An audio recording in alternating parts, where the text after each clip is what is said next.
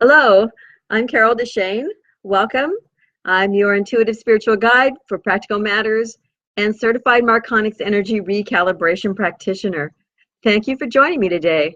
We'll be talking about 4 ways to change these pesky habits that you might have.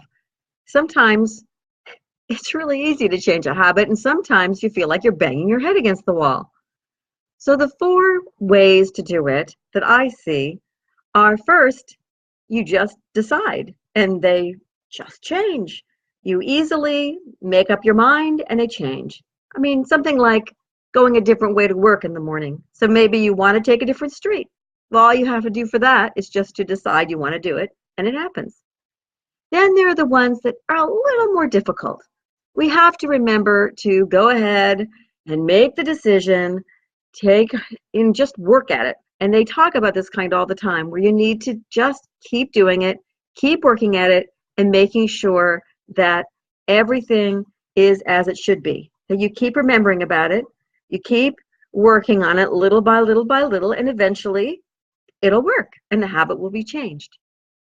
And then there are the ones that are a little more ingrained, the ones that are perhaps a deeper belief that the habit is connected to. And so a couple of things might happen with those. One is that you put on your list, you decide to do it, you got it. Like for me, mine is exercise. It's on my list pretty much every day. And I get to bed, turn out the light, and go, oh, I didn't exercise again today. So it's easy for that to happen. And when it does, don't beat yourself up, because I know I did for a while, going, what is my problem? Why am I not remembering? Or I'd remember when I'm in the car. And exercising in the car is not working that well. So sometimes, or I'm at work or something in my day job. So what do? Well, there is that. Oh, and one other type are the kinds where you make the decision and you're over here. I'm going to lose weight, for example. I'm going to do it. And you swing over here and you decide, and you're really good, and you work and you work and you work, and something happens and you slip and you slip and you go all the way back to where you came from, and sometimes farther back. So I'm going to talk about these and what makes these easier to change in some cases, and what you can do about it if they're the harder ones to change. So some of these, they're just habits that you picked up. They're habits that you had maybe learned from somebody like your parents. So this is how you get rid of your beliefs that are underlying these habits, because if you can do that, you might be able to just go, habit changed automatically. And those are the easiest ones. You don't even have to work at it, but you do sometimes have to work at finding out what that belief is and then making that change. So how do we do it? Well, we can do it different amount of ways. I recommend starting on your own first, looking at what the habit is, looking back at it and see where maybe it came from. It might be easy to figure out. And if it is, you might be able to just do it really quickly. So for example, if you never have enough money at the end of your paycheck, or you do really well, but as you're going along, all of a sudden, there's no money. Something comes up, your child gets sick, you have a car problem and you have to pay for that. So if that happens and you don't have enough money at the end, why does that happen? Well, the first thing to look at is your parents, to see what their belief structure is, because you might have just adopted their belief structure, or maybe you decided to rebel and do the exact opposite. So if you look at that and you say, oh my God, that is not me. That is not me at all. This is my parents. You might be able to say, I don't need this habit. This isn't me. And as easy as that, believe it or not, you actually can shift that pattern. The habit that you have of having, not enough money, because it's really just a habit that you created and it's ingrained, and it's a belief structure that you've worked on because it seems to be true. But it can be something that'll shift that easy if it's not really your habit from the beginning or your belief structure. Now, the other ones, you may find that it brings you something really deep. The beliefs are so deep that you can't work on them on your own, and you may or may not be able to even see what they are.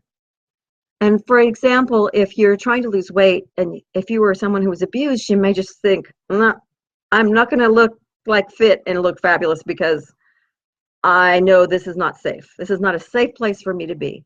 And if you come up with a reasoning and you understand that, you're really ahead of a lot of people because you understand your belief structure. Doesn't mean you can help yourself through it. You may, but you may need to go to a therapist or to a life coach or just to a trusted friend or minister, because then you can talk through things. But on the other hand, if you find that they aren't that deep, then you can start working on those. But in either case, you will be able to shift those habits because that's where they come from. It's the ingrained beliefs that you have. So I want to talk about the people that swing wildly from one end to the other, because sometimes you're just on your path and you're going to be great, but you just, well, let me show you what I mean.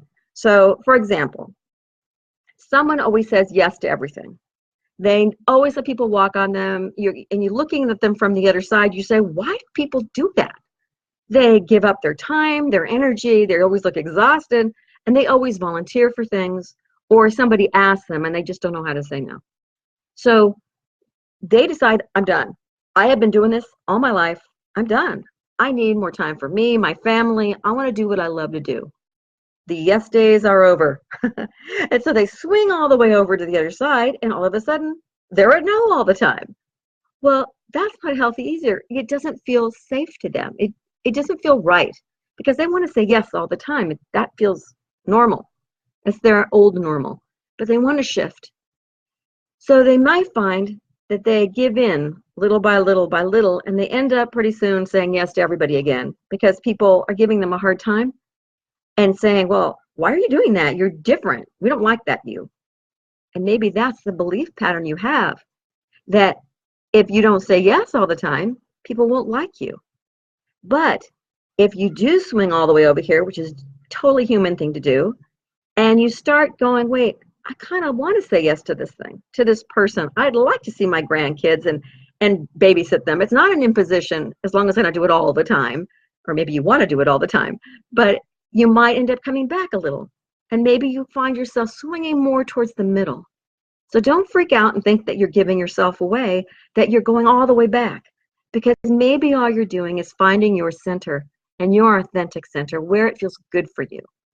Allow yourself to have that possibility so you don't just say, oh, I can't believe I'm doing this again, because then the fear and the worry will just swing you all the way back.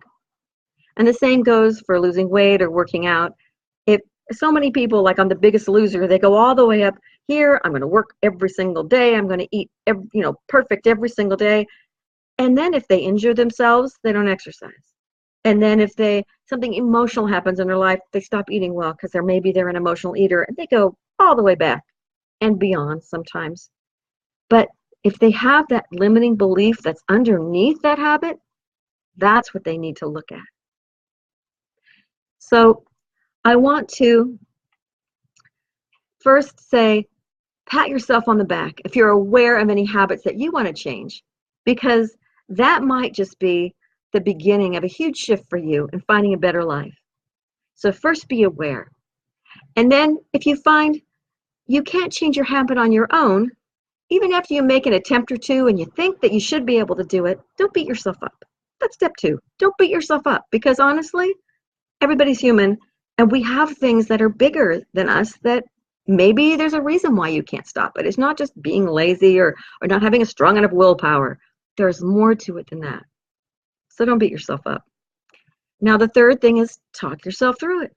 See if maybe that habit is something that you understand where it comes from. And maybe it's a simple thing to shift that belief structure, and then the habit will just go away. Or it won't take much to deal with it. And lastly, if you need to get help, do it. Do it for yourself. Do it for the people around you so that you can be a happier you in whatever form that needs to be for you. Because sometimes we don't know what's underneath our habits, but they can be huge, like icebergs, that huge chunk underneath the water. And we need some help to kind of see what's there, to help us to lift it and melt it, if you're going to stay with the simile. Okay? Well, thank you so much for joining me today. I'm Carol DeChaine. If you like the free download that I have of 5 steps to quantum leap your business and your life, you can go to my website at www.connecttojoy.com. That's connecttojoy.com. And there you'll also find information about prosperity and success coaching and Marconic energy no-touch and recalibration sessions, as well as space clearing for your business and your office. Until next time, thank you so much for joining me. Bye-bye.